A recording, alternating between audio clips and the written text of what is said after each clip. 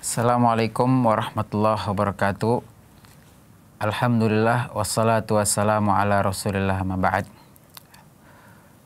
Fenomena di tengah masyarakat yang kita hadapi sekarang, ya ada kasus yang namanya seorang siswi dipaksa untuk menggunakan syiar-syiar agama tertentu. Ya. Dalam hal ini adalah seorang siswi non-muslim dipaksa untuk menggunakan jilbab di sekolah negeri. Bagaimanakah sikap kita? Yang pertama, hijab, jilbab adalah syiar umat Islam. Kewajiban yang Allah wajibkan kepada wanita-wanita muslimah. Allah Subhanahu wa taala berfirman dalam surat Al-Ahzab ayat 59. Allah Subhanahu wa taala berfirman, "Ya ayyuhan nabi qul li azwajika wa banatika wa nisa'il mu'minina yudinina 'alaihinna min jalabibihin. Dzalika adna ay yu'rafna fala yu'dzain. Wa kana Allahu ghafurur rahimah." Wahai nabi, katakan kepada istrimu, katakan kepada putri-putrimu, katakan kepada wanita-wanita muslimah apa? Yudinina alaihinna min jalabibihin. Hendaklah mereka wanita muslimah menjulurkan jilbab mereka ke seluruh tubuh mereka. Dzalika adna, dengan hal tersebut akan lebih mereka ayyu'rafna fala yu'dzain, akan lebih mereka dikenal dan akan lebih mereka terjaga daripada orang yang mengganggunya. Jilbab juga Allah jelaskan di dalam surah An-Nur ayat 31. Di mana Allah telah memerintahkan wanita-wanita muslimah untuk menjaga dirinya. Dengan jilbab, seorang wanita bisa menjaga kehormatannya daripada orang-orang yang mengganggunya. Kita ketahui bahwasanya fitnah yang terbesar bagi laki-laki adalah wanita. Dengan mereka membuka aurat, tentu akan menimbulkan syahwat.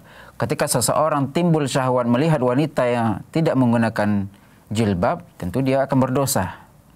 Kan tapi, apakah jilbab hanya dimiliki oleh umat Islam? Tidak, kaum muslimin. Kita lihat di sebagian agama yang lain juga mewajibkan jilbab. Atau bahasa mereka kerudung, penutup kepala. Yang mana tugasnya juga sama seperti jilbab, menutupi kepala mereka, menutupi rambutnya. Kita lihat di agama Kristen misalnya, di 1 Korintus 11, 5-10, sana dijelaskan bahwasanya diperintahkan kepada wanita-wanita untuk berjilbab. Bagaimana bisa mereka berdoa sementara mereka tidak menggunakan penutup kepalanya? Bahkan orang yang tidak menutup kepalanya sama saja dengan wanita-wanita yang cukur rambutnya. Di Matius 22:37 juga dijelaskan bagaimana kewajiban wanita menggunakan jilbab. Di Markus juga, Markus 12:30, Lukas 10:27 juga dijelaskan bagaimana ternyata mereka juga diwajibkan berjilbab atau menutup kepala mereka. Terlepas bagaimana bentuknya, jenisnya, yang jelas mereka juga dianjurkan untuk menutup kepala mereka. Akan tapi, entah apa penyebabnya, mungkin mereka tidak pernah membaca ayat-ayat ini, surat-surat ini, atau mungkin syariat ini tidak lagi berlaku kepada mereka. Allah Ta'ala alam. Yang jelas jilbab bukan hanya milik umat Islam.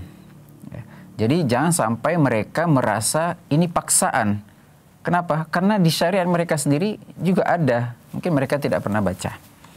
Kan tapi ahibati fillah rahimakumullah, benarkah sikap kita memaksa wanita non-muslim yang tidak lagi meyakini wajibnya jilbab, memaksa mereka untuk berjilbab? Allah Ta'ala alam, sepertinya tindakan seperti ini kurang bijak, kurang tepat. Allah Subhanahu wa taala berfirman, "La ikraha fid din." Tidak ada paksaan memeluk agama Islam. Tidak boleh orang kafir kita paksa untuk sholat. Tidak boleh orang non-muslim kita paksa untuk syahadat. Dan tidak boleh juga kita paksa mereka untuk berpuasa ketika kita berpuasa. Jadi kita lakukan sweeping, kita bongkar, kita usir, kita hancurkan dengan alasan apa? Orang Islam berpuasa, mereka juga harus berpuasa. Syariat dari mana ini? Ya. Karena bagaimanapun mereka melaksanakan syariat Islam, namun tidak ada keimanan dalam hati mereka, tidak akan diterima. Bagi mereka syariat diterimanya amal 3. Pertama, beriman kepada Allah Azza wa Jal. Mereka harus masuk Islam, mereka harus syahadat.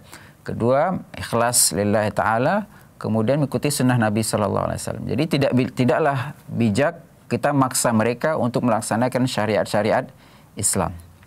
Bagaimana jika sekiranya itu sekolah negeri, kemudian masuk semua agama di sana, maka hendaklah pemerintah juga bijak dalam perkara ini.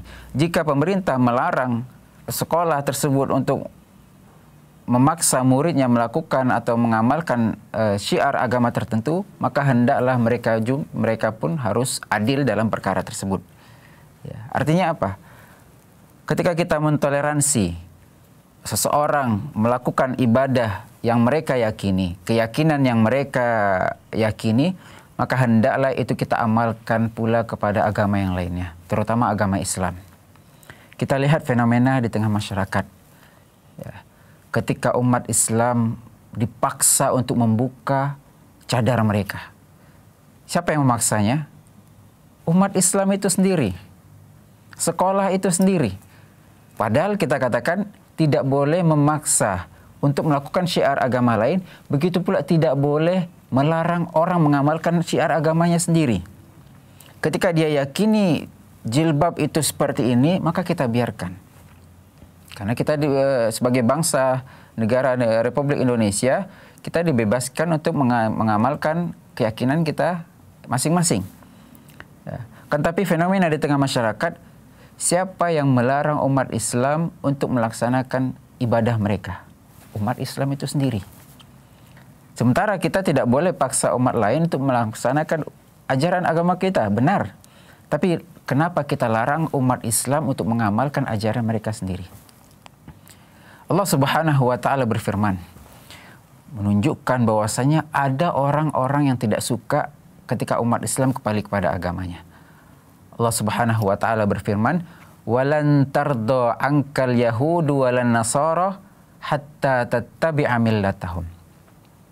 Tidak akan redha, tidak akan tinggal diam, tidak akan senang siapa? Yahudi, Nasrani, sampai apa? Hatta tattabi'a millatahum. Sampai engkau mengikuti trending mereka, gaya mereka, fashion mereka. Mereka akan susun strategi agar umat Islam ikut gaya mereka. Siapa? Yahudi dan Nasrani. Akan tapi ternyata faktanya kaum muslimin yang benci ketika umat Islam melaksanakan syariat Islam siapa? Bukan hanya Yahudi, bukan hanya Nasrani, tapi umat Islam itu sendiri. Siapa yang heboh, sibuk memaksa umat Islam untuk mengucapkan selamat Natal? Mereka tidak pernah paksa kita. Tidak ada orang umat Kristiani memaksa kita mengucapkan selamat Natal kepada mereka. Tapi siapa yang memaksa kita mengucapkan selamat Natal?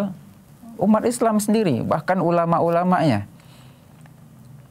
Siapa yang memaksa kita untuk melepaskan cadar untuk wanita muslimah? Umat Islam itu sendiri. Mereka memaksa wanita muslimah melepaskan cadar. Yang memaksa umat Islam untuk tidak memakai jilbab dengan alasan jilbab itu trending, hanya fashion Arab saja, bukan syiar Islam.